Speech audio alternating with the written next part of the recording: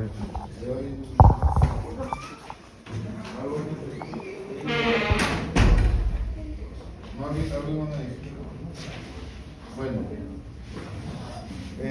vamos a ir a desarrollar lo que es la aterosclerosis, que es una enfermedad coronaria que están correlacionadas. Es una patología cardiovascular bien frecuente, pero sobre todo en personas mayores. La primera, pero la enfermedad coronaria per se no. Es igual en adultos. Hemos visto casos de muerte súbita en los jóvenes. Deportistas, futbolistas, habrán visto algunos futbolistas que de repente le hacen un infarto porque es un problema coronario. Si es un infarto, el problema es coronario. Hay un tipo de problema ahí. Entonces vamos a hacer una revisión, un review así rápido, anatómico, nada más para poder entrar en... Si no conocen la anatomía, no van a poder entender la clase. Así que vamos a revisar. ¿Qué vaso es este?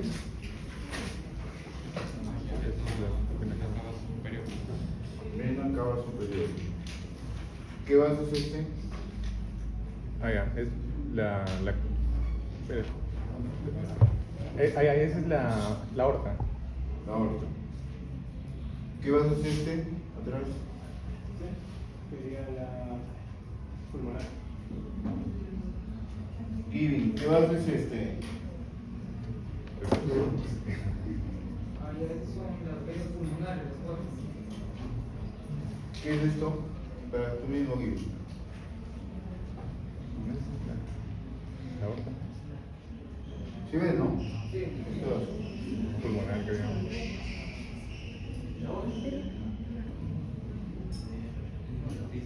A ver. Ah, no, es la pulmonar. Sí, pulmonar. ¿Ha llevado anatomía? Sí.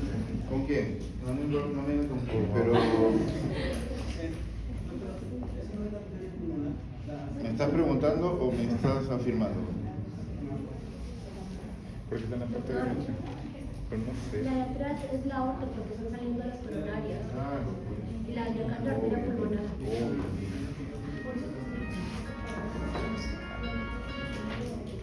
Ya, entonces miren, a ver rápidamente, ¿no? Porque no pienso dar una clase de corazón.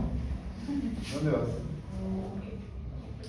Ya, pues ya no sale nadie entra, por favor, empecemos. Si tenemos encima ni una hora, tengo que volar.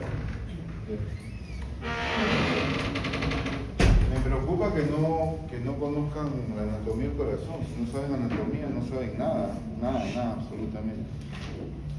Bueno, recuerden que el corazón tiene dos cavidades, ¿no? Aurícula derecha, que ya no se le llama aurícula, ahora se le llaman atrios. Atrio derecho, atrio izquierdo, ventrículo derecho, ventrículo izquierdo. ¿Cuántos corazones funcional y anatómicamente tenemos? Dos, ¿no es cierto? Acá tenemos, pero internamente, un septum que se llama el septum interauricular y acá dentro de los ventrículos el septum interventricular. Al final es como que fuera un solo septum que va a dividir el corazón en uno izquierdo y uno derecho, ¿cierto? El izquierdo, ¿qué tipo de sangre contiene? Oxigenada. Oxigenada. ¿Y el derecho? Desoxigenada. Desoxigenada. Entonces, por eso es que están llegando acá al atrio izquierdo o aurícula izquierda las venas pulmonares que vienen ya obviamente de los pulmones con sangre oxigenada y con nutrientes, para que pase de la aurícula izquierda al ventrículo izquierdo y aquí a través de la arteria aorta, que no es esta, sino la de atrás. Esta es la aorta. ¿No están viendo que ese es el ventrículo? ¿No está saliendo el ventrículo derecho? ¿No? ¿O no? ¿O no se ve que este no es el ventrículo derecho? ¿Y ese no es el izquierdo? ¿Y no estás viendo que del derecho sale este vaso? ¿Y por qué dicen aorta? O sea, la aorta sale del ventrículo derecho. O está muy pequeño el corazón, es un corazón grandote como para que lo puedan ver. Y eso es de verdad que eso ya, o sea, esto lo tienen que conocer a la perfección. Bueno, a la arteria, bueno, y sale por aquí a través de la arteria aorta, ya saben, a los tejidos, Luego de ello, ¿qué va a pasar rápidamente nada más? A través de los capilares, primero arteriales, luego venosos, va a regresar a través por ahí, él dijo la vena cava. ¿Dónde está la vena cava? Arriba. Pero son dos venas, ¿cierto? No se ve la inferior, la vamos a ver inferior y la vena cava, que es lo único bueno que no. Vena cava superior, vena cava inferior y van a llegar acá a la aurícula derecha, ¿cierto? Pero antes recuerden que todo ello previamente va primero, esto va a llegar a la aurícula, va a llegar al ventrículo derecho y el ventrículo derecho por la arteria pulmonar va a ir hacia los pulmones. De hecho acá se está viendo, aquí se va a ver que sale los pulmones. Y llega a los pulmones y ya conocen todo el proceso de la membrana capilar, hematosis, etcétera, etcétera, no voy a repetir eso. Y están regresando por las venas pulmonares que son 4. Aquí se ve por detrás, las 4, esta es la aurícula izquierda, aquí están las venas pulmonares, derecha, izquierda, son 4. Y aquí se ve mejor, vena cava superior, vena cava inferior, todas al atrio derecho. Y aquí está bien dividido, ventrículo izquierdo, el más prominente, se da la preeminencia más en la parte posterior. Y en la parte anterior, en la parte posterior también lo que es pequeño. De hecho, el ventrículo izquierdo es más prominente, miren. Y el ventrículo derecho es solamente esto. Miren todo el tamaño que tiene. Más todo esto. O sea, definitivamente no digo que el doble, pero es como 70% más grande. Entonces, bueno, ¿qué es lo que pasa? Que el corazón también necesita nutrirse, necesita oxigenarse. Y para ello debe tener su propia irrigación. Y su propia irrigación va a estar dada gracias a las dos arterias coronarias. Coronaria izquierda y coronaria derecha, las que están saliendo de los senos de Valsalva, tanto derecho como izquierdo. Entonces, el corazón, cada vez que va a hacer la eyección ventricular y va a salir la sangre por acá, entonces va a tener que pasar gracias a esa eyección a los coronarios. Pero vamos a ver que lo que facilita esto, más que la eyección o la sístole, va a ser la diástole, aquí lo explicamos por qué. Entonces tenemos las coronarias. Coronaria izquierda, que es pequeñísima, han hecho anatomía práctica, ¿no? Acá hay 3 buenos corazones. Yo he enseñado anatomía 1 y 2 en ciclo de verano y hay 3 corazones muy buenos, que no hay en otra universidad. Y aquí tenemos, por ejemplo, la coronaria izquierda que está cubierta por la lengüeta del lado izquierdo, ¿no? Que se le llama orejuela izquierda. Lo va a cubrir, ustedes para poder identificarla tienen que levantar la lengüeta en un corazón de verdad. Y ven la coronaria, que la coronaria solamente mide 2 centímetros, no mide más, es pequeñísima. Inmediatamente se divide, por eso es que a eso se le llama también tronco coronario. Cuando escuchen tronco coronario se refiere a la coronaria izquierda, no es que hay un tronco coronario izquierdo y hay un tronco coronario derecho, solo hay un izquierdo que es este de acá. Y se va a dividir en 2, una rama circunfleja y una rama descendente anterior o interventricular anterior. Porque está pasando, como pueden ver, prácticamente por todo el septum, ¿no? Más o menos a la altura de todo el septum. Y esta misma arteria va a tener 2 ramas más. Las septales, que son estas que ven acá, estas septales, sigue siendo por si acaso descendente anterior hasta acá. Dan los septum unas pequeñitas que va a ir, como su nombre lo indica, a irrigar el mismo septum interventricular, pero además va a dar una ramita larga que es la diagonal, que es esta de acá. ¿Ya? Esa la llama la diagonal, que es una rama colateral de la descendente anterior, no se vayan a confundir. Y luego tenemos la circunfleja. La circunfleja va a dar varias ramas también, pero la más importante de ellas es la marginal izquierda. A la marginal izquierda se le llama obtusa, porque va a haber una marginal derecha, que se le llama aguda, como en los ángulos. ¿Se acuerdan de los ángulos? ¿Qué diferencia hay entre un ángulo agudo y un obtuso? ¿Ah? ¿Cuántos? Sí, te acuerdo. Es por el ángulo, es por los grados que va a tener en relación a la arteria donde está saliendo. Si ustedes si ustedes miren acá, algún loco se le ocurrió, ¿no? No tenía nada que hacer un anatomista, esos locazos, y sacaron el ángulo, ¿no? Tienes acá la circunfleja y cuando no así, ¿no? Está así, más de 90 grados, por eso se llama obtusa. Pero ojo, la aguda también nomás se le llama la derecha y la izquierda obtusa. La obtusa, en el caso de, sale de la no de la coronaria izquierda propiamente, sino de la circunfleja. Tengan cuidado, porque la aguda sale de la derecha directamente. Entonces miren el recorrido de la arteria de la coronaria derecha, es totalmente distinto. Nosotros tenemos en nuestro corazón tenemos un sistema nervioso autónomo, ¿cierto? Que empieza con los dos nodos sinusales, ¿cierto? El nodo sinusal primero y luego el aurículo ventricular. ¿Tienen que ser irrigados o no? ¿Tienen que ser irrigados o no? Perdón, no escuché la pregunta. El nodo sinusal tiene que ser irrigado. Sí, obvio, porque... ¿Estás seguro? Solo sé que es... No, contéstame, no, ¿sí o no? El nodo sinusal tiene que ser irrigado.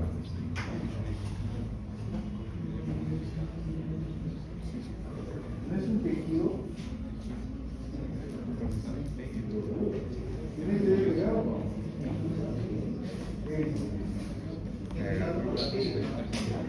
Tiene que ser irrigado, pues chicos. Los hago dudar, ¿no? Sí, le digo, ¿estás seguro? Te pregunto, ¿tú qué has dudado? ¿Es de día o de noche? De día. ¿Estás seguro? Sí. ¿Estás seguro? Ya. Con esa seguridad, pues tiene que contestar. Aunque se equivoque, pero no es en ley. Pero la idea es que el médico se tiene que equivocar poco porque está de por medio de la vida de un paciente. Pero no puede dudar, en una emergencia tú no puedes dudar, te llega un paciente sangrando, no puede dudar, no puede dudar. Para eso tienes que conocer tu anatomía. Ahí recién te vas a acordar por qué no llevé buena anatomía, porque recién cuando sean internos no, así no y ya le falta poco. Entonces, los dos nodos tienen que estar irrigados y quien da esa irrigación es la coronaria derecha, la rama sinusal y la rama del nodo sinoauricular.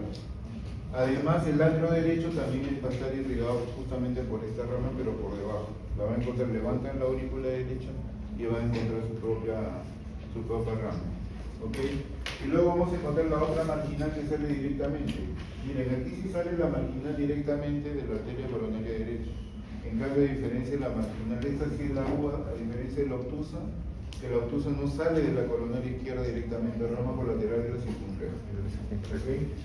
Ahí deben tener ustedes, por favor, bastante cuidado. Y a esta se le llama aguda porque, como ven, ¿no? Por un ángulo tonterías, ¿no? Pero no entiendo la relevancia. Sin embargo, los cardiólogos, los cardiointervencionistas sí le dan importancia. Así que no quiero hablar mucho también. Bueno, y así como hay, esta sería la derecha, ¿cierto? Que está dando la vuelta. Y esta es la izquierda, ¿cierto? ¿Qué pasa con la derecha? Si hay una descendente anterior, tiene que haber una descendente posterior. O sea, si hay un interventricular anterior, tiene que haber una interventricular posterior. ¿Qué es esto?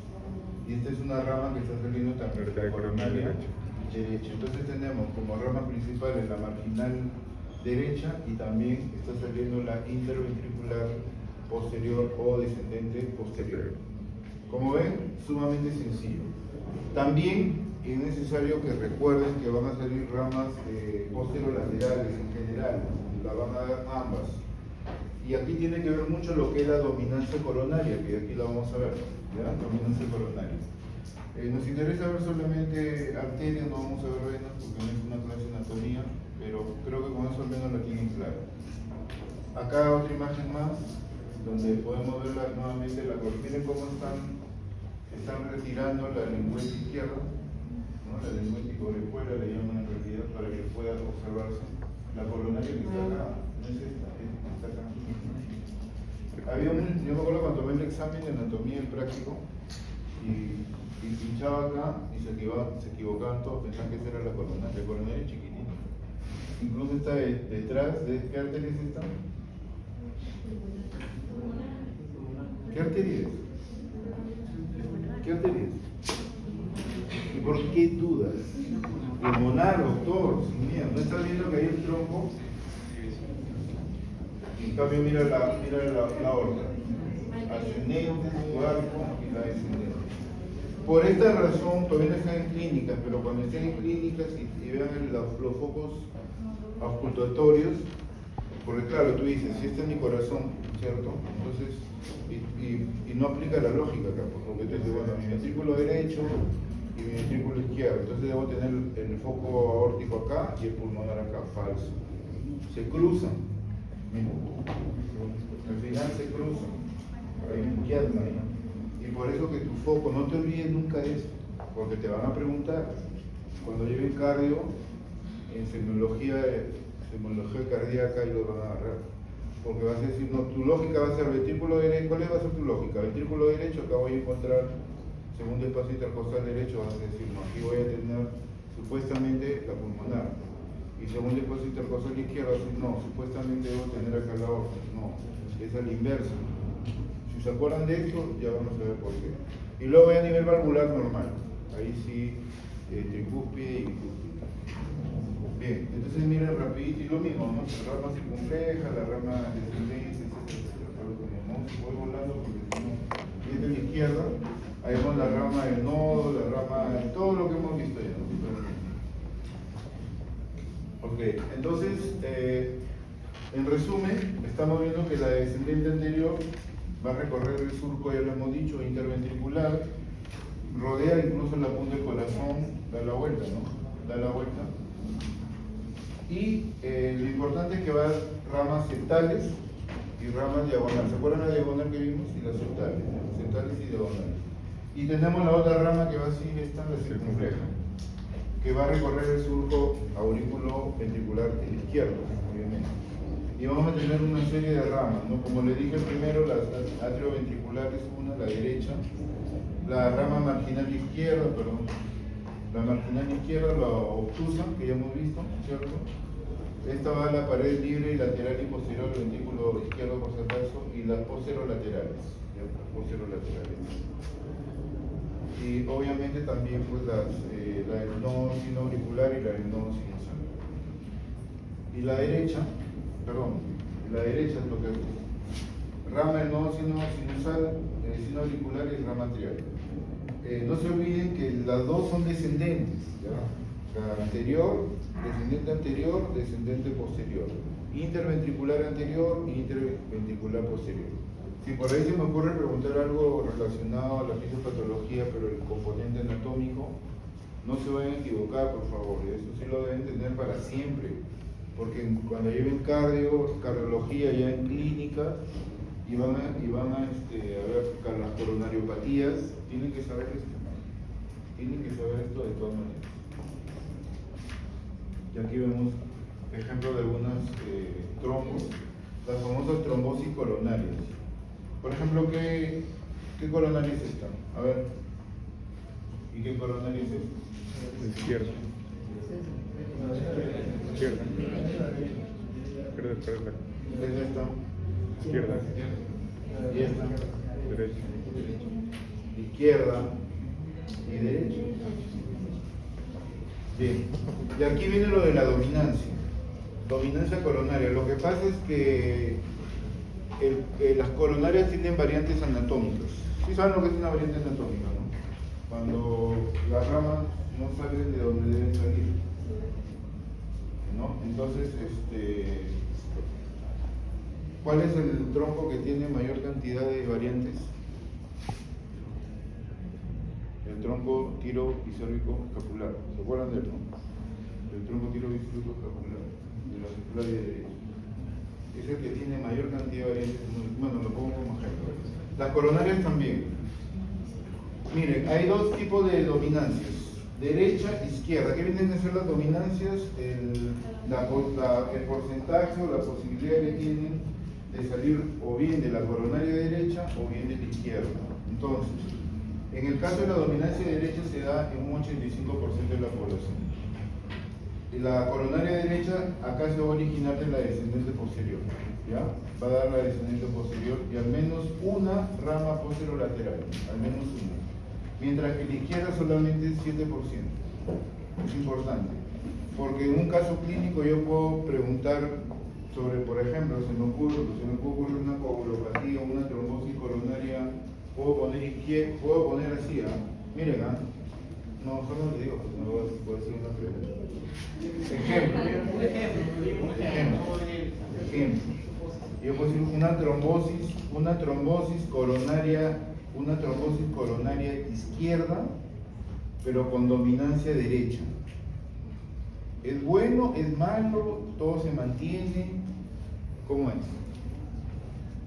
O sea, ¿conviene? ¿El pronóstico es bueno o es malo? Es bueno, porque solamente 7%.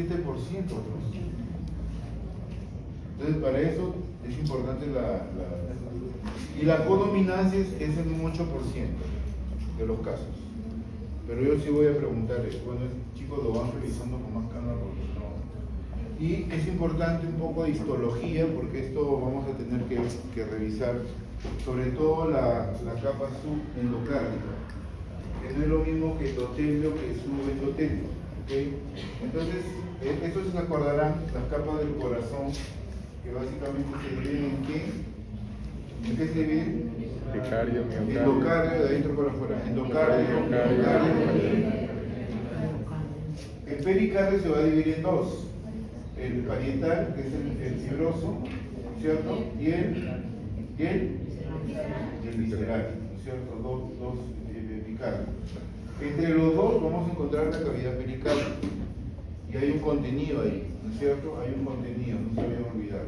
Entonces tenemos un pericardio fibroso acá afuera, o parietal, un pericardio seroso, que es este otro de acá, y luego tenemos ya la cavidad pericardia que se encuentra entre el pericardio y el epicardio. ¿Sí? Entonces, dos pericardios, un epicardio. Entre ambos, la cavidad pericardia. Saben que aquí va a haber un contenido, ¿cierto? Y luego ya empezamos acá con todo lo que es el miocardio. Finalmente, el endocardio. Ahí el endocardio lo han reducido a su mínima expresión, como que no sirviera para nada, pero es importantísimo, porque este endocardio tiene capitas, y sobre todo lo importante es porque en una de sus capas está pasando, por ejemplo, el ADG, y en realidad todo el sistema nervioso autónomo, las ramas, van a pasar por el subendocardio. Y si te pregunto subendocardio, ¿te acordarás de histología? ¿Te acordarás de histología? El subendocardio. Tenía que traerles para que se acuerden, porque yo sé que no van a revisar. Entonces acá tenemos un review nada más. Este es todo es endocardio. Ojo, endocardio. Esto que va a revisar a nada. Endocardio. Tiene 3 capas. Esta de aquí, endotelio, subendotelio y la última subendocardio. Entonces yo pregunto, ¿cuál es la que está adyacente al miocardio? ¿Cuál es? Subendocardio. Acá está la luz. Acá está la luz. Y acá está el miocardio. ¿Sí? Entonces cuando escuchen capa subendocárdica o irrigación o vascularización subendocárdica, nos estamos refiriendo a esto. A este de acá. Subendocardio. No es lo mismo que el endotelio, que solamente son prácticamente células, y el subendotelio, que es tejido conectivo, que es este de acá, este de acá. Me interesa este de acá, que se llama subendocardio, este es el que se va a unir con el miocardio. Y tiene otra particularidad, lo vemos todavía mejor acá. Miren, acá se ve mejor. Endotelio, que es esta capita de acá, subendotelio, miren todo el subendocardio, todo esto de acá. Esto es miocardio, esto no es. Todo esto que ven acá, esto es el endocardio. Esto es miocardio, ¿está bien? El endocardio tiene 3 capas: endotelio, subendotelio y endocardio. Subendocardio. El subendocardio tiene, miren esto, la fibra de Purkinje. O sea, todo el sistema de conducción va a pasar por esta capita que se llama subendocardio.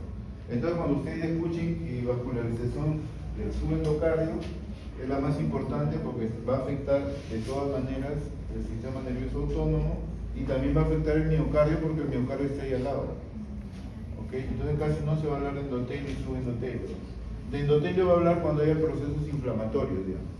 Cuando ya estemos hablando de la placa de ateroma, que lo primero que va a llegar es acá, cuando el LDL va a adherirse al endotelio y recién atravesarlo para poder pasar esta primera capa, pero hablando ya en el corazón, obviamente, para empezar a formar las placas de ateroma, que es todo un proceso, ¿no? Entonces, eso por favor que lo tengan clarísimo, necesito el resumen anatómico, histológico, como para que ya recién entren. Listo. Entonces, lo que tiene que haber acá primero en esto es un balance entre la oferta y demanda de oxígeno. La oferta de oxígeno es lo que suministramos a nuestros tejidos. En otras palabras, la perfusión tisular. Y la demanda es el requerimiento de oxígeno. El requerimiento de oxígeno por muchas razones puede ser aumentado cuando consumimos más oxígeno.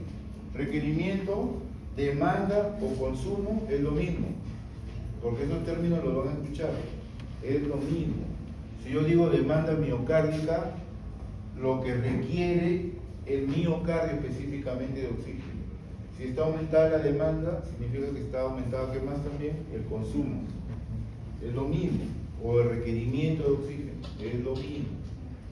Mientras que por otro lado, el suministro viene a ser la oferta de oxígeno que entrega. Existen patologías que van a aumentar la demanda miocárdica. Por ejemplo, dando una que se les ocurre, que van a hacer que haya más consumo de lo normal de una hipertrofia. Una hipertrofia ventricular, ¿no? Una hipertrofia ventricular izquierda sobre todo, ahí el miocardio está así de grueso. El miocardio normalmente es así, ¿no? Pero, porque es grueso, pero está casi el doble. Ahí requiere, como está más grueso, requiere mayor consumo de oxígeno para poder realizar la sístole ventricular. Ese es un ejemplo. Entonces, en esos casos va a haber demanda miocárdica. Si bien es cierto que hay una relación, pero es referencial, porque ustedes tienen que imaginarse siempre qué situación, qué patología cardíaca a mí me va a generar o bien el aumento de mi demanda o bien mi aumento de la oferta. ¿Sí? Entonces no traten de decir solamente son estos, no estos. Por ejemplo, la frecuencia cardíaca. Cuando la frecuencia cardíaca está aumentada por lo que fuere, ¿ya? Por lo que fuere. Si la frecuencia cardíaca está aumentada, ¿cómo está la demanda de oxígeno? Aumentada. ¿Se requiere más oxígeno o no? Sí. Claro, porque se está moviendo más ATP, más oxígeno, ¿cierto? Cuando hablamos de oxígeno, hablamos de ATP, ya está de más decirlo de nuevo. Entonces, esto, entiendan que cuando hablamos de oxígeno, es el combustible, necesitamos ATP. Si no nota esto, no pasa nada. Entonces, cuando está aumentada la frecuencia cardíaca, tenemos el aumento de la demanda de oxígeno. Cuando hay un estrés de la está aumentada la precarga o la poscarga, también hay un mayor consumo. Dame un ejemplo de aumento de la poscarga.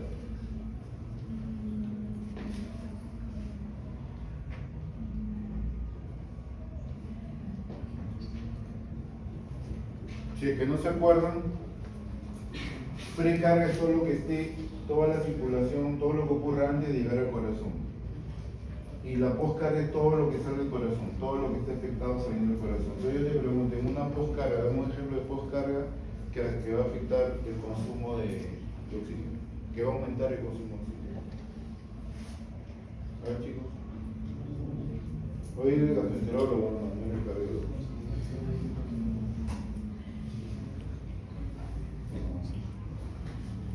Insuficiencia del mismo corazón, que poscarga.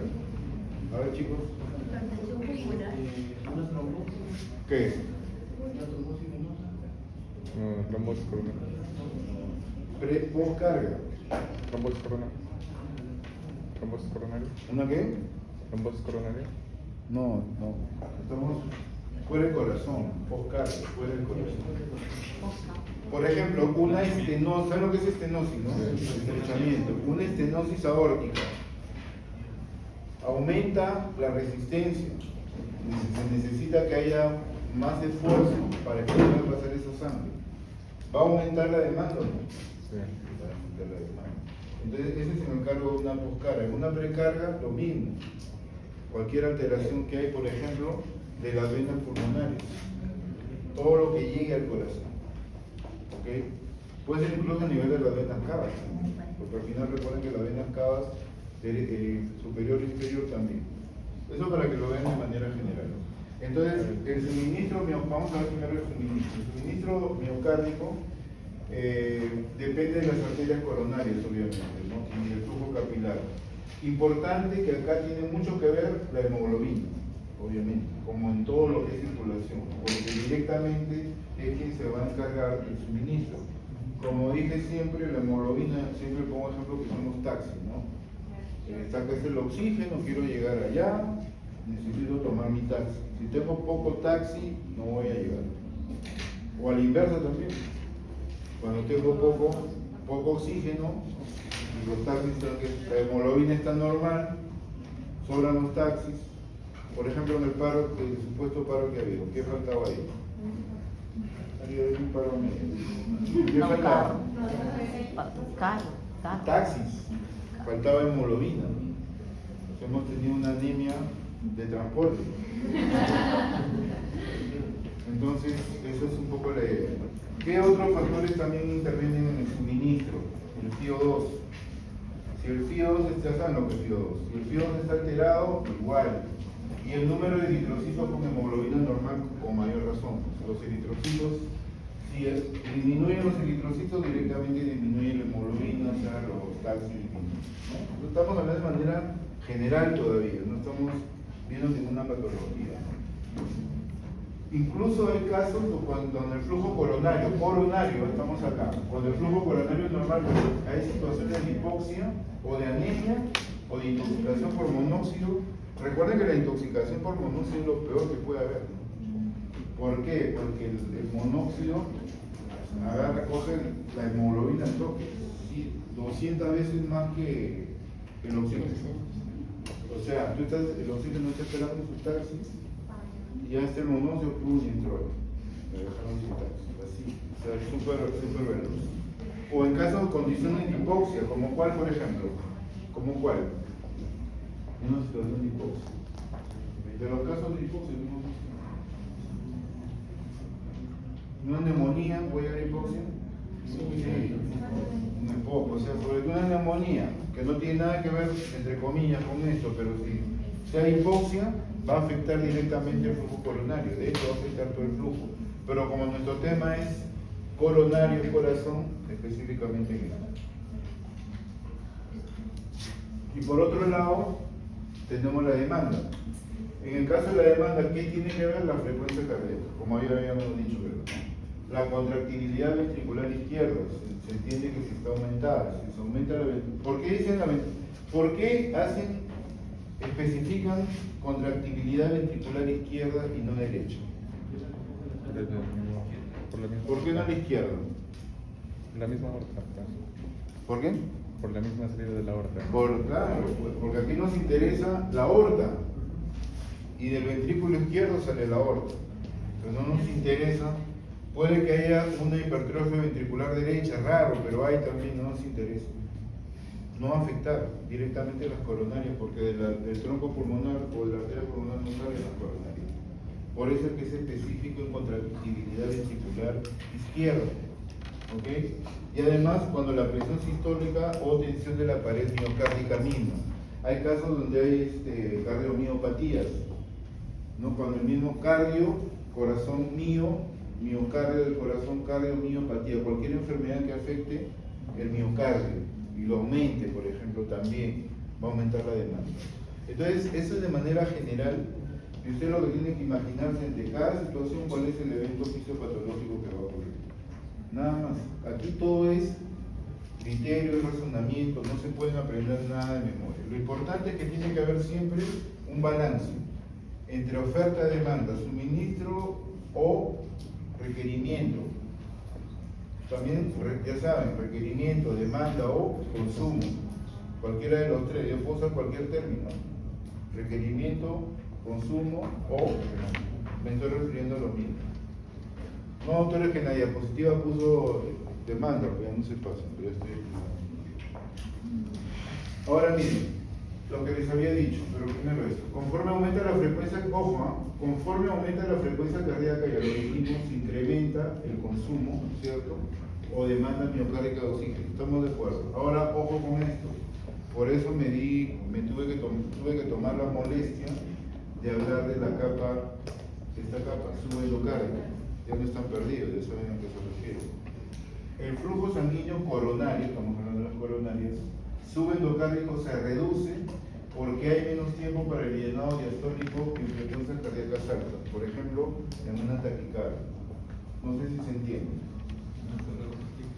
El flujo coronario, específicamente subendocárdico, que es el más importante, o sea, yendo, porque claro, el corazón es grande, pues. Las capas son, ¿qué capas específicamente es la que nos interesa? La subendocárdica, porque está lo de la miocárdica, es decir, afecta el endocardio, que está todo el sistema nervioso autónomo, afecta también el miocardio, por eso es lo más importante.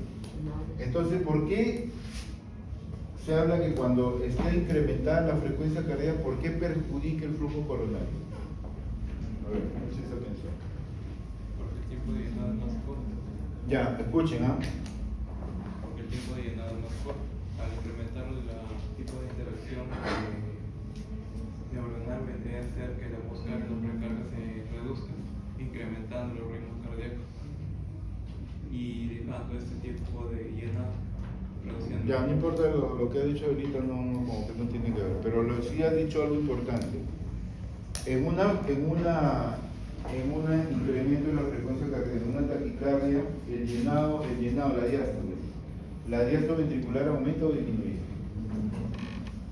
¿Disminuye o aumenta? Disminuye. Aumenta. Parece que este es el grupo de exposición. ¿Aumenta o disminuye? ¿Sí se entendió la pregunta?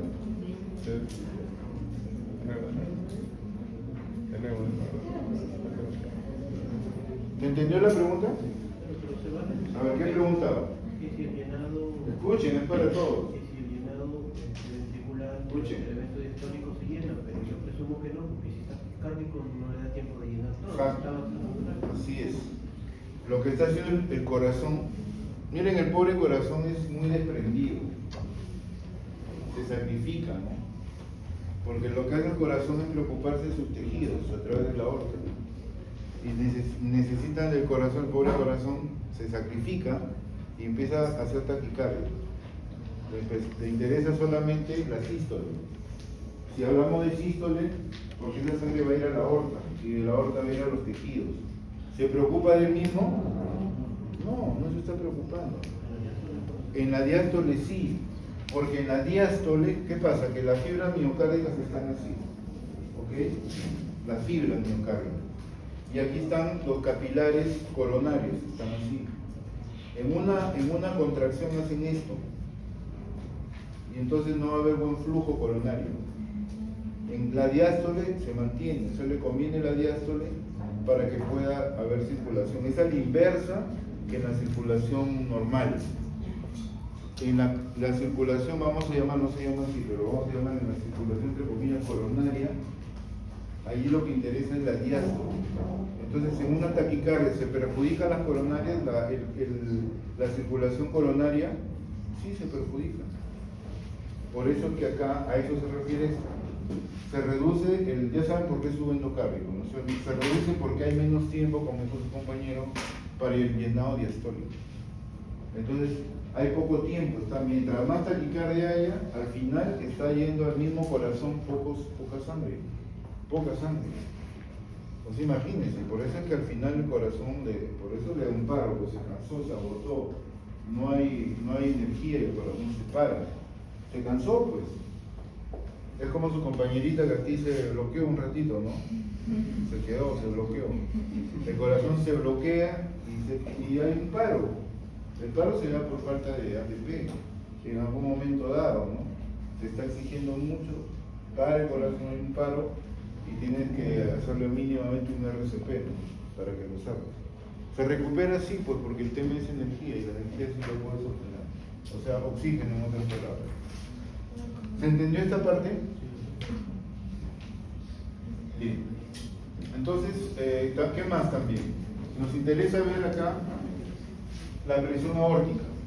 Estamos haciendo énfasis en ventrículo izquierdo y estamos haciendo énfasis en presión aórtica. Si es que hubiera alguna alteración de la presión por alguna patología, obviamente. Los mecanismos de autorregulación que pueden ser por el sistema nervioso autónomo, el simpático y el parasimpático. ¿Quién sube la frecuencia? ¿El simpático o el parasimpático? El simpático. Recuerden que el parasimpático es el vago. Y el vago es un tipo relajado, ¿no? Ustedes deberían, al momento de exponer, ¿cómo ha debido estar? ¿Qué ha debido predominar? ¿Cuál es tu sistema? ¿Y por qué activaste tu simpático? Por eso te bloqueaste. Tienen que entrar como su compañero, con churrita. No, pero es que tienes que practicar eso. Es que tienes que practicar eso. Vas a ser médico y te vas a enfrentar a... Y llega un paciente con hemorragia en la emergencia y te vas a bloquear. No te puedes bloquear. Entonces tienes que ir practicando desde ahora, no bloquearte. Mecanismo de autorregulación y también la compresión. Ojo, miren, la compresión de los vasos intramiocárdicos, ya cuando están dentro del miocardio, por la contracción del músculo cardíaco, o sea, hablamos de la sístole ventricular. Y miren lo que pasa. En una sístole ventricular, estos son los vasos coronarios, los miocárdicos. Miren, comparen, en una diástole y en una sístole. En una sístole hacen presión y prácticamente en una contracción, en una sístole no recibe irrigación. A diferencia de una diástole, en la diástole sí recibe irrigación. Entonces, en una taquicardia, si está con 140, 160, este pobre corazón está peor que esto. Y prácticamente no va a recibir porque no hay nada. Tiene que haber, este es en diástole y esto es en sístole. Si tú aumentas tu sístole, el corazón va a estar prácticamente solo así y no va a haber este momento donde recién va a recibir. Y luego el gran sacrificio del corazón lo vemos acá, miren. En una sístole, ¿qué se encarga? De sus tejidos. No le interesa a él mismo. En la diástole sí recién. Entonces se sacrifica. ¿Es justo esto? ¿Es justo? Tu corazón, por eso que tiene que predominar el parasimpático, el vago. Porque te da taquicardia. Yo te aseguro que cuando saliste y te tomaba la frecuencia cardíaca, estaba por lo menos en 120. Y en una de esas te podía desmayar. Sí te puedes desmayar. Porque aquí estás afectando tu irrigación coronaria, momentánea. Obviamente, momentánea. Pero miren todo lo que conlleva. Listo. Vamos a ver recién a lo que es la aterosclerosis. Entonces, ahora que conocen a la perfección los vasos, ahora sí conocen más o menos el corazón y ya más o menos los vasos. Ya no pueden fallar en nada. Entonces, cuando hablamos de aterosclerosis, es una afección que se va a producir en la capa íntima. Ahí sí hablamos de la capa íntima, ¿no es cierto? Estos son los vasos, tenemos la capa adventicia, la túnica media y la túnica interna, las tres túnicas. La externa o adventicia, la media y la interna. ¿Ok? Entonces, ¿dónde va a estar la afección? En la íntima. ¿Pero de qué arterias? No de las pequeñitas, porque las pequeñitas casi no tienen músculo. Solamente en las de mediano y gran calibre. Por ejemplo, la aorta mínima. Pero sobre todo la rama de la aorta. Y sobre todo las coronarias. Lo que pasa en las coronarias, la aterosclerosis se produce bastante en coronarias. Ojo, no solo en coronarias, sino que como les voy a la clase de coronarias, nos aplicamos eso. ¿Y qué viene a ser la acumulación de material lipídico? De elementos celulares sobre todos los famosos macrófagos. ¿De dónde provienen los macrófagos?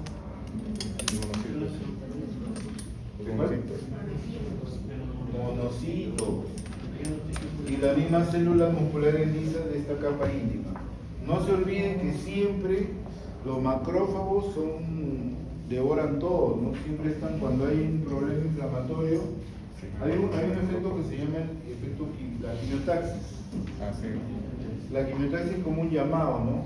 Entonces se produce la quimiotaxis y los macrófagos escuchan y ¡blum! Vuelan. Previamente estaban circulando como monocitos, y escuchan que se activa esa alarma que se llama quimiotaxis, es como que se convirtieran en el increíble Hulk, o sea, macrófagos, y empiezan a destruir bacterias, virus, hongos. Si hay restos celulares también se barren con todo, no respetan nada. Esos son los macrófagos. Y por ahí de pasadita también los neutrófilos. Los neutrófilos también. Los neutrófilos también tienen que escuchar ahí. Pero fundamentalmente los macrófagos. Siempre intervienen las células musculares. Entonces no se olviden que siempre esto va a responder, va a haber una respuesta inflamatoria. Esto va a ser un proceso inflamatorio. Por tanto, para que haya un proceso inflamatorio se va a activar justamente toda la cascada de la inflamación. Entonces va a haber el incremento de las citoquinas, interleucinas, factores de crecimiento tumoral, todo eso que ustedes ya conocen, ¿no? Porque al final se va a producir una lesión. Ya desde el momento en que se va a adherir la lipoproteína a la íntima, primero pasa el endotelio, para que se adhiera bien a la íntima, ya está produciendo una lesión. Y al producir lesión ya se está produciendo un proceso inflamatorio. Y dan al toque.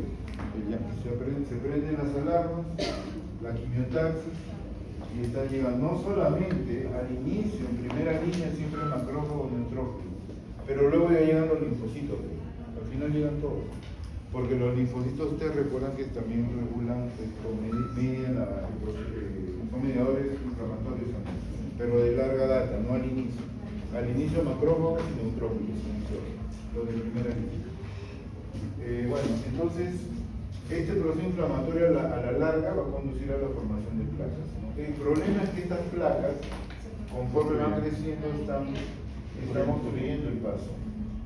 Si es que no, pero cuando ya en la etapa final esto se llena de fibrina, porque hay agregación plaquetaria, las plaquetas empiezan a tapar esto, y al haber ya fibrina ya estamos hablando de coagulación, entonces a veces se rompe y produce liberación de trombos, peor todavía, porque están los trombos circulando por las coronarias, y uno obstruye, por ejemplo, la circunfleja, y si es coronaria, sale por la coronaria izquierda, ¿qué es peor? Pronóstico, ¿la izquierda o derecha? Izquierda. La izquierda, porque la izquierda es chiquita, y si tienes mala suerte, un coágulo en la misma coronaria izquierda ya están muertos. Ya está más de casi el 85% de su corazón están muertos, no te salvas.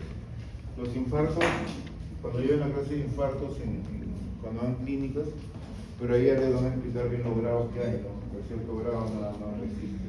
Pero ya cuando ocupan normalmente ya 50% más, ya no. Entonces no se olviden que es una crónico y tiene varias fases. Aquí está, miren. Así comienza primero una fase normal, empieza el LDL sobre todo, ya atravesó la íntima, ¿sí? Ya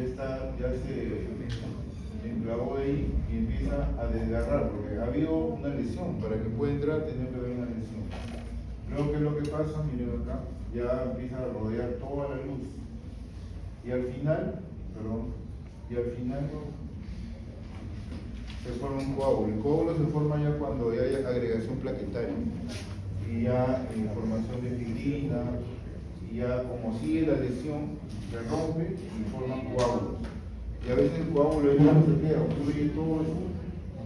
Miren los grados de lesión que hay, ¿no? Aquí cuando recién está invadiendo las placas, miren las placas acá recién formándose, acá están más gruesas. Y miren, llega un momento en que ya cuando hay lesión, bueno, todo eso es lesión, pero cuando haya agregación plaquetaria y fibrin y todo lo demás, ya hablamos de coagulación. Se forma el coágulo y el coágulo o bien se queda allí, o bien empieza a circular. Y si por ejemplo se forma en la coronaria izquierda y tiene la suerte que pasa la coronaria, ¿se va a quedar en la circunfleja o se va a quedar en la descendente anterior? O de repente en la obtusa, o de repente en las septales. Por eso, ¿cuál es peor? El agudo es peor, porque no va a pasar por eso. El otro sí, porque es como que estuviera es tan importante. Los cardiointervencionistas son los que valoran, porque hacen cateterismo. El que hace cateterismo y el catéter no va a pasar. Entonces, por algo han puesto. Disculpe, y por eso las fibrinas también se pueden hacer rasgados de los delitos. ¿Las qué? Por las fibrinas que se hacía acumulada pueden ser rasgados de delitos mucho más anemia política. No tan, son una lesión muy focalizada. ¿Ya? Ahora miren, hay una acumulación. ¿Cuáles son las lipoproteínas que normalmente van a entrar acá? No son todas.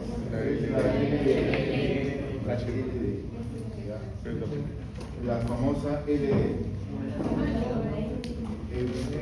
Porque ya tenemos de muy alta densidad, de intermedia, muy baja, ya todas las estudios saben. Pero nos centramos en la de baja densidad. Entonces, estas son las que con el tiempo van a sufrir, como le dije, el proceso de agregación plaquetaria y se va a dar a partir de esta lesión que es crónica, la quimiotaxis que le dijimos, una actividad quimiotáxica para los monocitos y las células musculares lisas de la quimiotáxica. ¿Okay? Entonces, miren qué es lo que pasa. Los monocitos, ya una vez que se prendió la alarma, los monocitos llegan a la pared de los vasos, atraviesan el endotelio y ahí recién se transforman en increíble Hulk, ¿no? En macrófagos. ¿Han visto el increíble Hulk? Un monocito es una persona normal, pero ya saben dónde. Y ahí ya cuando ya las LDL tienen un receptor scavenger. Esos receptores, el scavenger, es el que va a recibir, no, eso no. Eso no.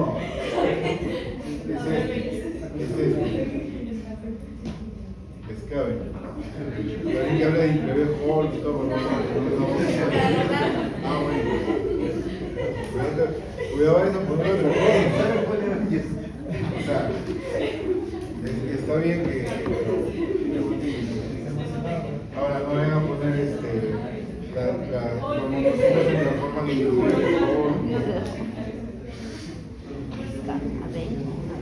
no se olviden que el LDL se va a oxidar, por eso se llama modificado. ¿En qué se modifica? Se oxida, si no mal como tal no queda. Se oxida y oxidado va a ir a este receptor que es el scavenger y ahí va a haber esta unión, ya va a haber cerradura. Y ahí es donde recién va a acudir el macrófago. Cuando van los macrófagos van en buena onda, van con ganas de defender, pero por defender están haciendo daño, porque están generando todo un problema ahí con la pared, destrucción. Y esa destrucción es inflamación. Y la inflamación ya pues armó la fiesta, no. ¿Cómo lo llaman cuando en una fiesta se arma una broma? ¿Qué soy yo? Chongo. Otra cosa. No va a decir que armó el chongo. Pero ustedes tradúzcanlo a su idioma.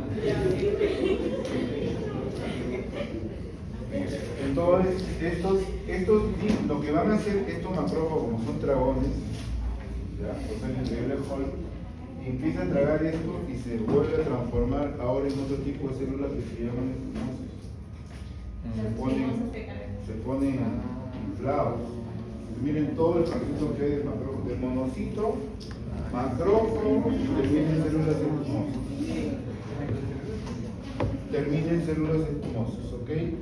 Entonces ya la acumulación de células espumosas, que viene a ser el macrófago que está tratando de digerir el LDL que se ha unido que se ha oxidado previamente y que se ha unido al scavenger, no se vayan a confundir, me parece que esta no es una película de... ¿Cómo se llama esa película? De Marvel. Marvel, pero Increíble no es de Marvel. ¿También?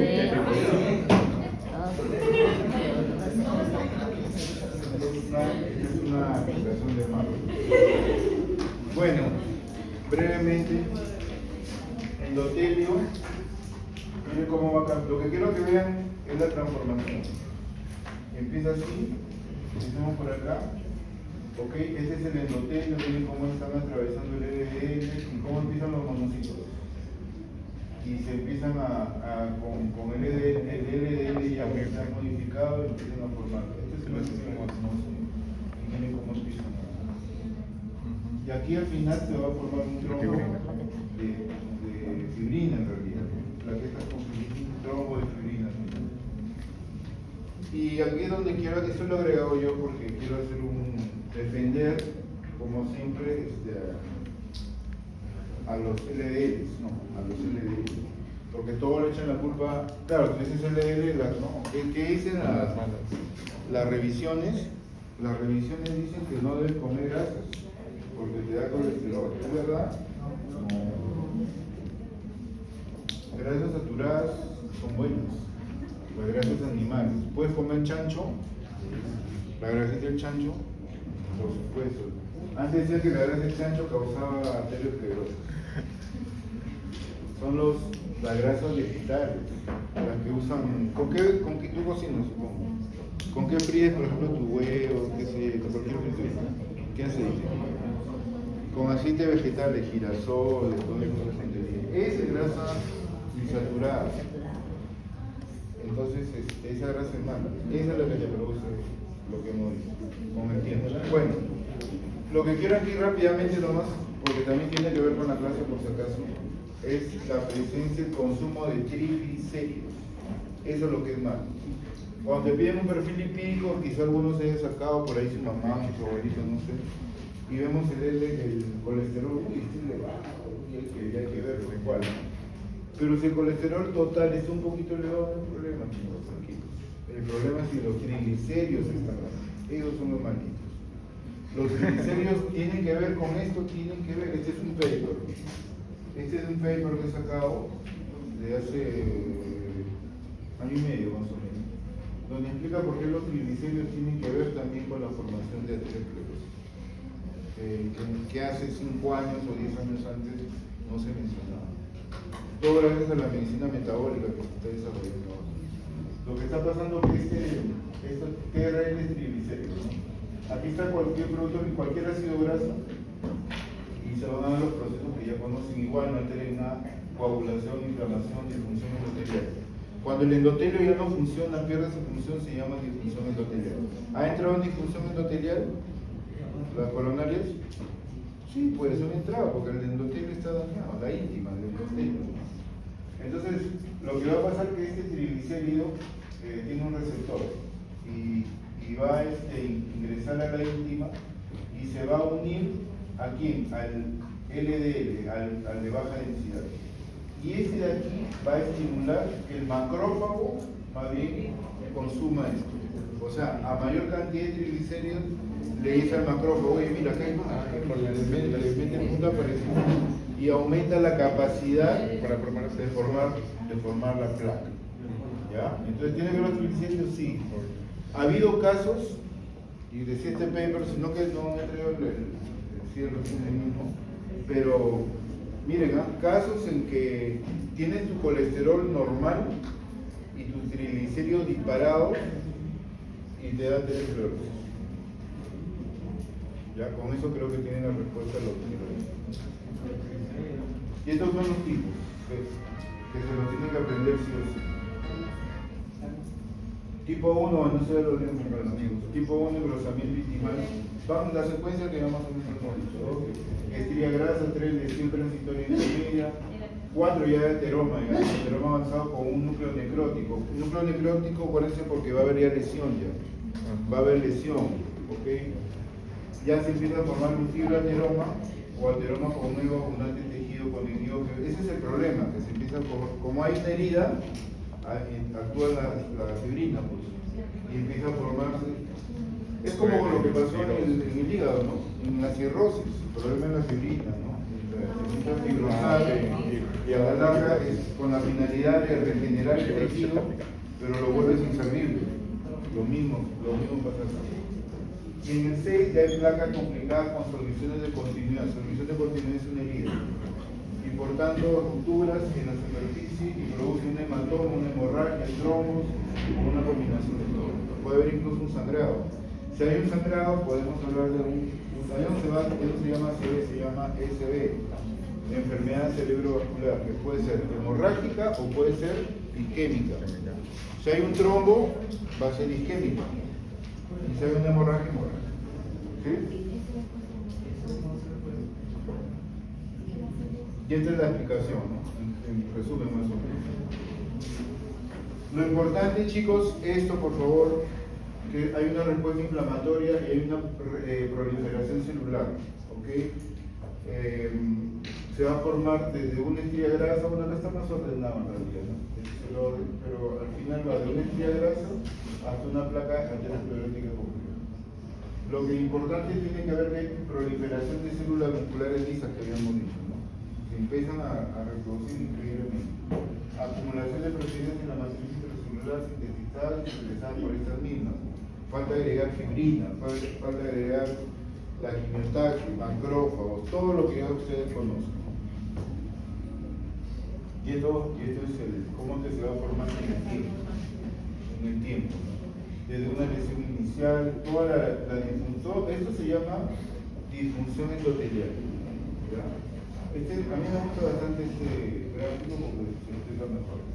Lesión inicial incluye, ¿no? Por ejemplo, infiltración de macrófagos ya con células escumosas.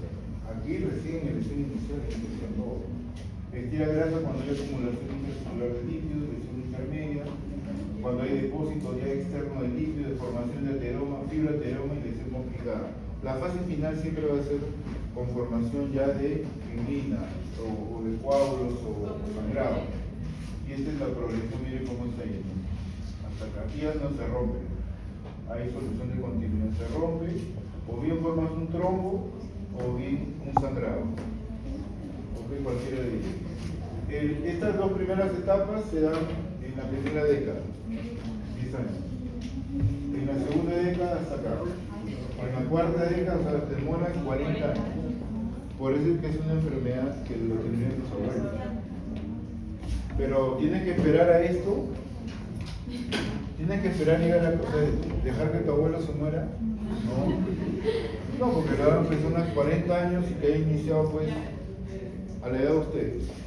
Porque ustedes ya pueden comenzar a esta edad. 20 años, 40, los 60 un poco más, a los 70 por ahí están en esta etapa. Porque es de larga data. Muy bien. Esto va a generar lo que se llama. ¿Tenemos tiempo? Sí.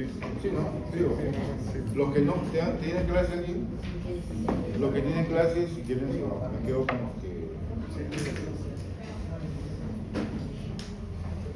Entonces tenemos, entonces en conclusión, esto va a generar dos síndromes. Mejor dicho, un síndrome que tiene dos formas, ¿no? Dos comportamientos. A esto se le llama síndromes coronarios agudos, cuando ocurre esto. A mí no me gusta el término de ruptura, pero está en los textos, no es una ruptura. Ruptura de las placas, 70%. Erosión de placa, 30%. La erosión es cuando hay sangrado. Hay herida y empieza a sangrar. O sea, es más frecuente la ruptura que la erosión. En el caso de la ruptura, ulceración y erosión, las placas provocan formación de trombos, obviamente. Y que deriven complicaciones clínicas que ya saben todas las que son. Pero puede producir, no se olviden siempre, si hay formación de trombos, el trombo se puede disparar, se convierte en un émbolo, le llaman, ya cuando está en la circulación le llaman émbolo también. mientras que no obstruya una rama en la coronaria, todo está sintomático, todo está bien. Tú de repente estás tranquilo, o tu abuelo está tranquilo, y no sabe que por ahí ya se desprendió un trombito, y el trombito empieza a viajar. Y una de esas plum se enclava, por ejemplo, en la fechilla. O se va por el otro lado y se va a la aguda. Y la vuelve a la otra. Sí, no. Sí. Ok, entonces, a eso, ahora, se va a formar eso también, que es la reparación.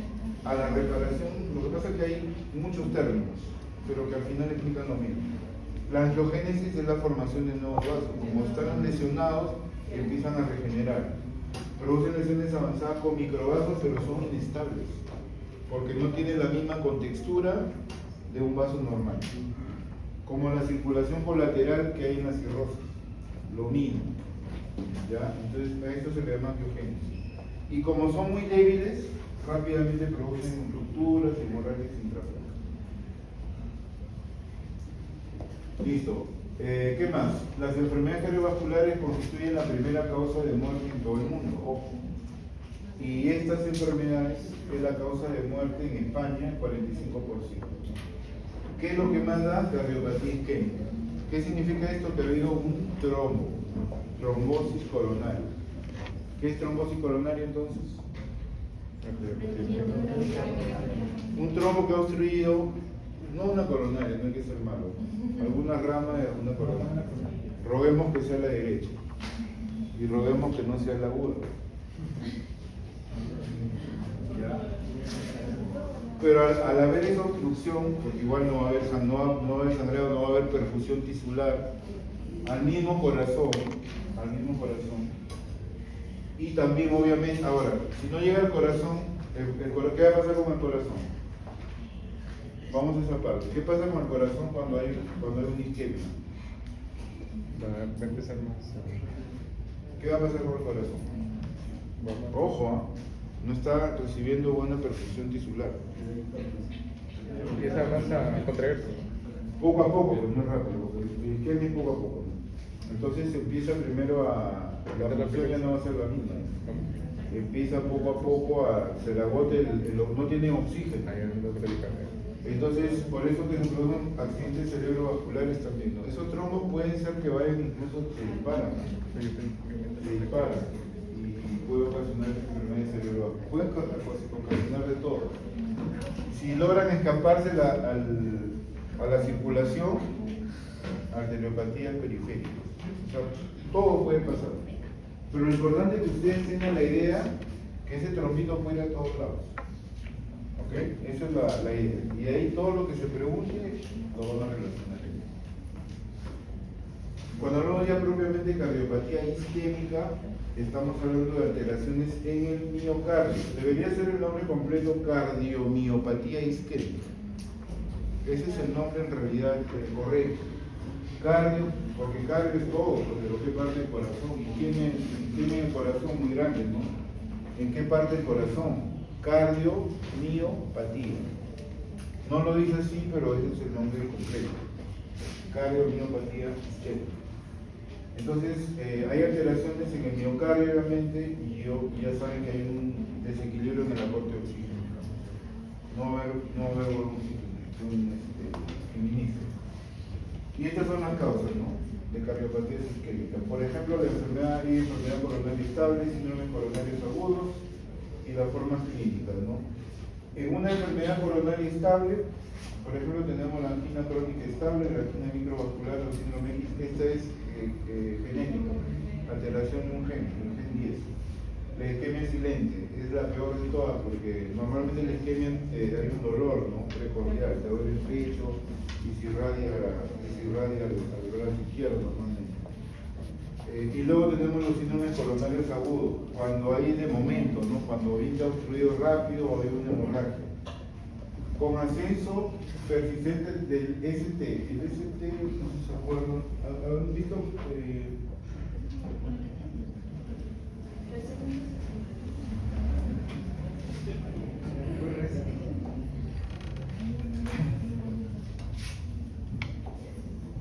eso lo van a ver con más calma cuando lleguen. Sí lo llevamos en fisiología, ¿no?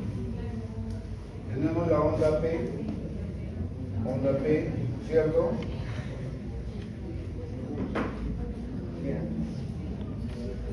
La cuerda.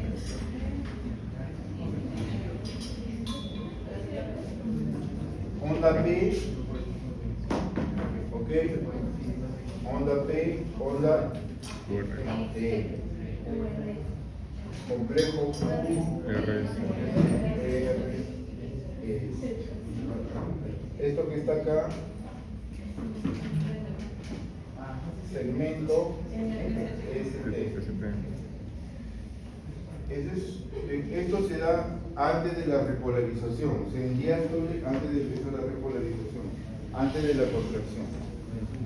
Entonces, cuando se refiere a elevación del ST, del segmento ST, significa más o menos, vamos a usarlo así, así,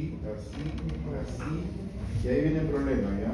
Baja y de repente saca nomás, y luego así. Entonces miren cómo está el ST.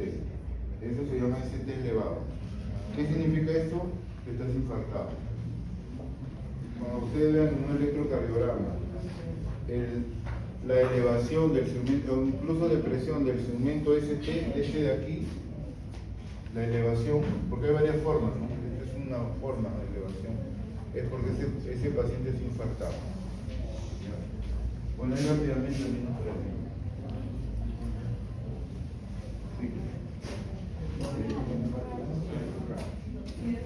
No. Ah, sí.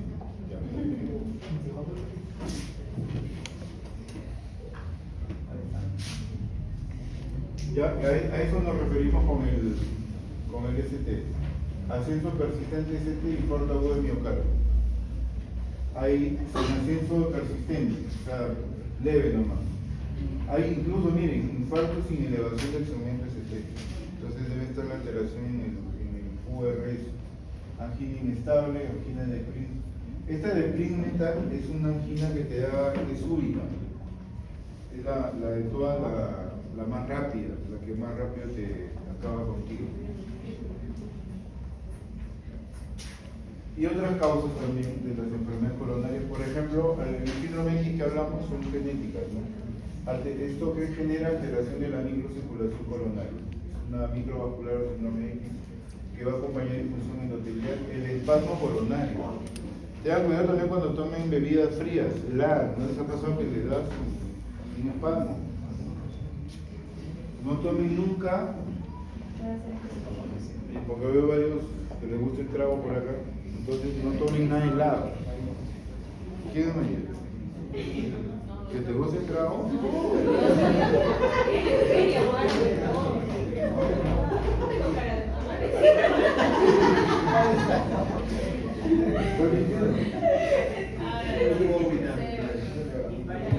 Creo, no tiene cara de mamá.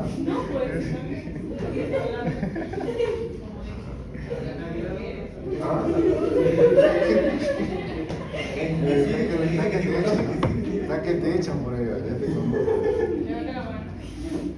Ya, entonces acá hay un espasmo coronario, a eso es lo que les mencioné de la de Prince metal, es un espasmo coronario. Lo que pasa es que ocurre esto y un espasmo coronario, las coronarias puede ser una de las dos, las dos. Si es bilateral ya estás muerto, si con una estás medio muerto, imagínate, ¿no? Entonces, pero siempre tiene que haber previamente placas de aterógeno, esa es la condición. Pero también, ojo, cuando estás, por ejemplo, te metes cocaína, cuando hay uso de ergotamina también, todo lo que sean vasoconstrictores. Por eso es que hay muchos cocainómanos que se pasan de dosis, le dan un vasoespasmo coronario y chao. ¿Han visto, no? Que han escuchado varios que se mueren. Por ejemplo, había un futbolista, Joaquín Flores, para los que saben de fútbol, pero cuando tiraba del Callao, cuando era del Callao, lo encontraban tirado con un infarto, pero por eso. Es más, le encontraron la cocaína. También hay embolia en colon. Todo esto son las causas, ¿ya? Aneurismas de la otra, ya lo van viendo con más calma, chicos. Acá hay más causas todavía. Cuando hay hipertrofia miocárdica, que lo habíamos visto también, ya saben por qué, ¿no? Porque hipertrofia lo hemos visto. Cardiopatía hipertensiva. ¿Por qué una cardiopatía hipertensiva? ¿Por qué una cardiomiopatía hipertensiva? Ese es el nombre correcto. En los pacientes hipertensos de larga data, Genera un aumento una hipertrofia ventricular.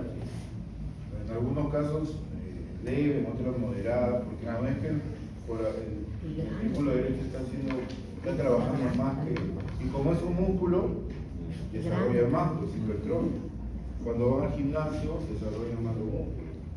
Igualito, el miocardio es un músculo. Más trabaja, más hipertrofia, pero no es bueno, es malo, ¿no es cierto?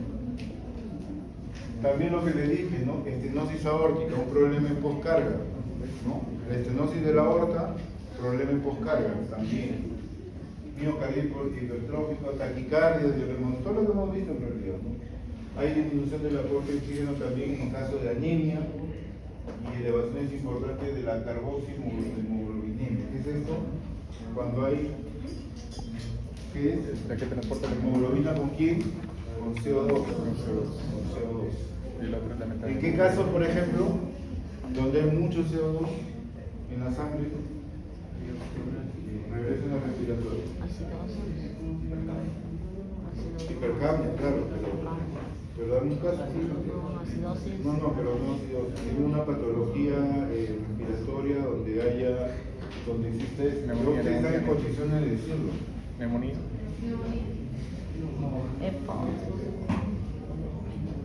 No tanto la neumonía, puede terminar, pero algo en algunos puntuales. Una fibrosis pulmonar. Todo aquello que altere la membrana alveolar capilar, que no va a permitir que el CO2, o sea, todo lo que genere un shunt derecha izquierda. ¿Sí? Yo ya estoy por terminar el examen, es un examen bien interesante. Hay un examen donde estoy combinando respiratorio con cardiovascular y con los casos. ¿Sabes que estaba ya por dormir y me acordé cómo? Me tuve que despertar y ya no estaba. Pero es de lo que estamos hablando.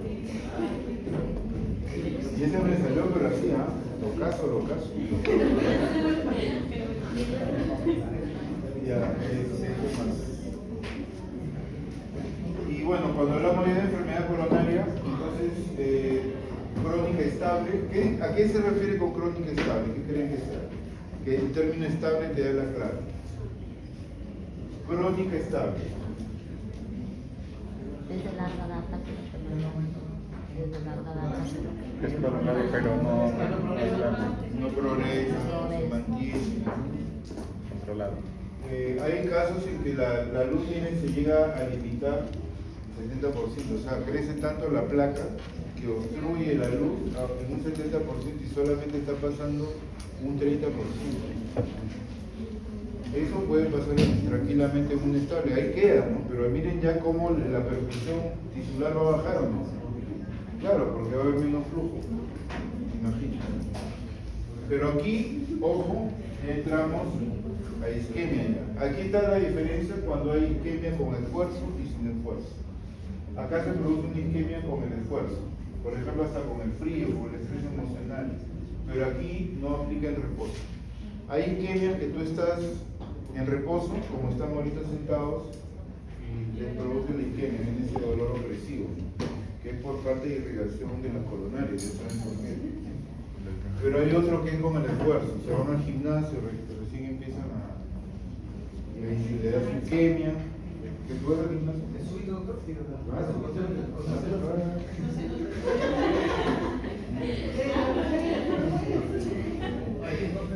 Con el frío, tengan cuidado con los espasmos, ya esto ya no es broma, los que les gusta su trago, por ejemplo, los pocos que prueben el examen de fisiopatología, no necesitan cosas así. ¿No les ha pasado alguna vez que han tomado rápido y les ha dado un espasmo o no? Nunca. ¿Qué es eso? ¿Nunca les ha dado? ¿Qué es eso? ¿Qué es eso? ¿Nunca? Gastelado.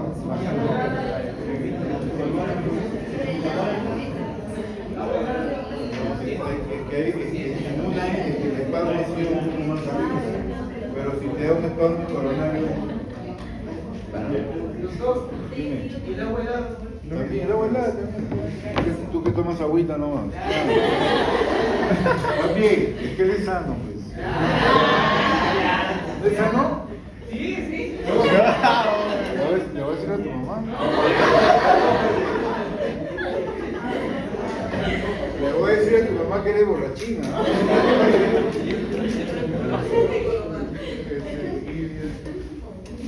Entonces, miren, en general, una estenosis coronaria, cuando es más del 70% de la luz, es significativo. Y cuando es de 80-90, ya es grave o severo. Eso puedo preguntar, por ejemplo. Puedo poner en una angiografía, encontramos una estenosis coronaria que está en 85%, y usted tal. ¿Sí? Entonces no pregunto definición. Tiene que saber la definición para poder responder que es otra cosa, pero no voy a preguntar definición. Y entonces existen dos tipos de lesiones arterioscleróticas, que usted ya lo dijimos en realidad, de placa fija o estable y de placa inestable. Esta nomás, la primera obstruye el flujo, ¿no? Nada más. La otra es el problema. Alto riesgo porque se puede romper, puede formar trombos, puede haber una hemorragia, etc. Y aquí tenemos, ahora, ¿de qué va a depender la vulnerabilidad? ¿Qué tan vulnerable sea la placa a la ruptura? Va a depender, uno, el tamaño del centro lipídico, o sea, qué tanto comprometa, ¿no? Qué tanto compromete de la esterilidad, grosores cubiertos por grosas. Todo esto va a estar cubierto por fibrina. Si es más grueso, peor. No es mejor, es peor. Recuerden que ahí se están formando angiogénesis, se están formando vasitos débiles, peor todavía. Y falta de célula muscular. Entonces las placas con una cubierta fibrosa cercada sobre un centro lipídico grande tienen alto riesgo de romper. Entonces se produce una ruptura de placa de una ateroma inestable que va a poner en contacto la sangre de la luz vascular con el subendotelio. ¿Qué va a provocar? ¿Me puedo entender?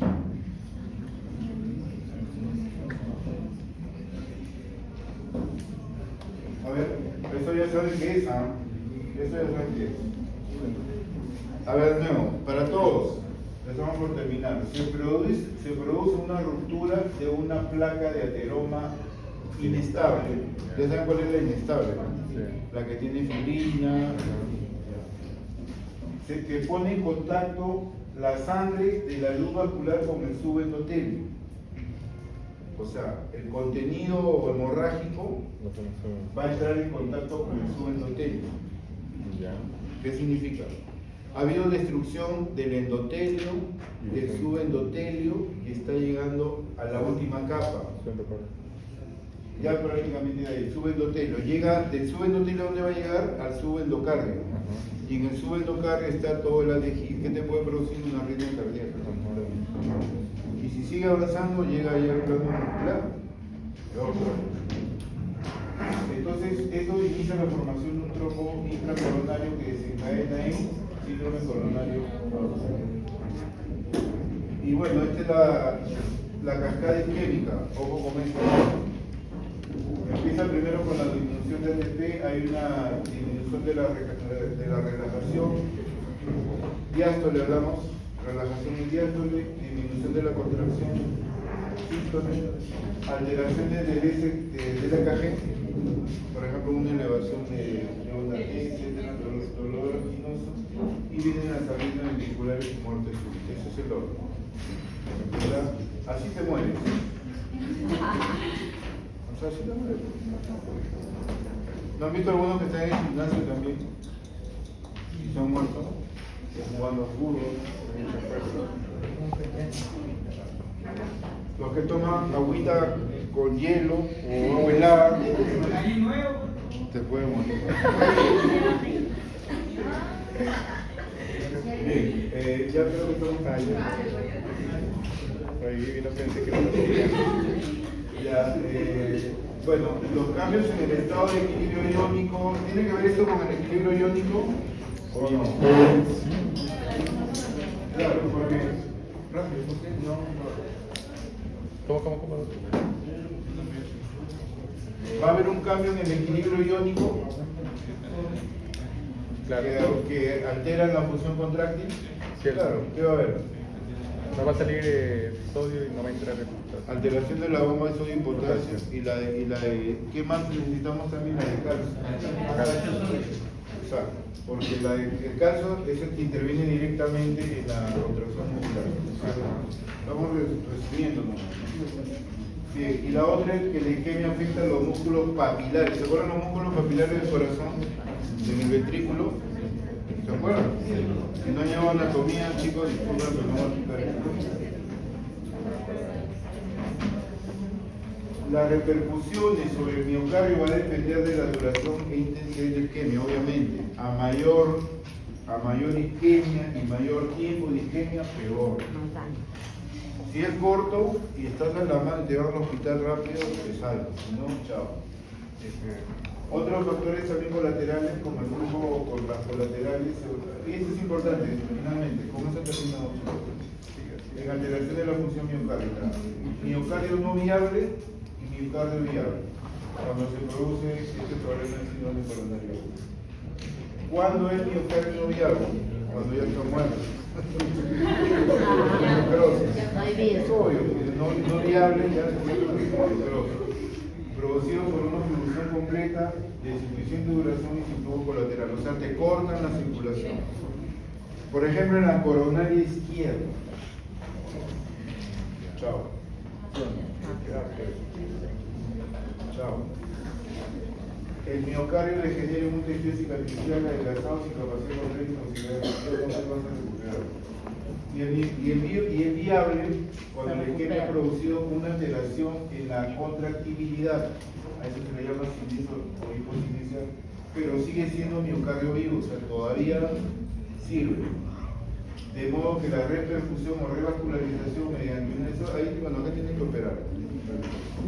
Una cirugía bypass, etc. Es decir, en otras palabras, no entramos a tratamiento, porque es el tratamiento vivo. Pero uno viable se puede salvar, sí, primero si estás a tiempo. Pero ahí te tienen que intervenir inmediatamente, que no te mueres. Normalmente lo que aplican en la cirugía es bypass, el famoso bypass cardíaco. Y se puede producir en dos situaciones, cuando hay un miocardio invernado o un miocardio aturdido. El miocardio invernado es el que está, hibernación, que viene a ser Guardar. lo que hacen los osos polares. Guarda. En algunos pacientes con estenosis coronarias graves, crónicas, va a depender de esa arteria, no se necrosa, pero deja de contraerse para consumir la menor cantidad posible de oxígeno. O sea, como a propósito. Como que quiere guardar. Porque si empiezo a contraerme rápido, no voy a durar, me queda poco combustible, ¿cierto? Y si empiezo a hacer esto, como si pensara. Pero no piensa, porque no tiene corteza cerebral. A eso se le llama hibernado. Entra en un estado en realidad entra como un estado de hibernación, pues. Deja de realizar la contractibilidad mínimo, la reduce para no generar gasto de oxígeno, porque esto es oxígeno. Y el aturdido, cuando la arteria que no fluye de forma aguda, o sea, súbita. Esto es lo que más tiene la muerte súbita, mayormente. Y tras estar un tiempo fluida, habitualmente pocas horas se recanaliza. Aquí el tratamiento también es químico.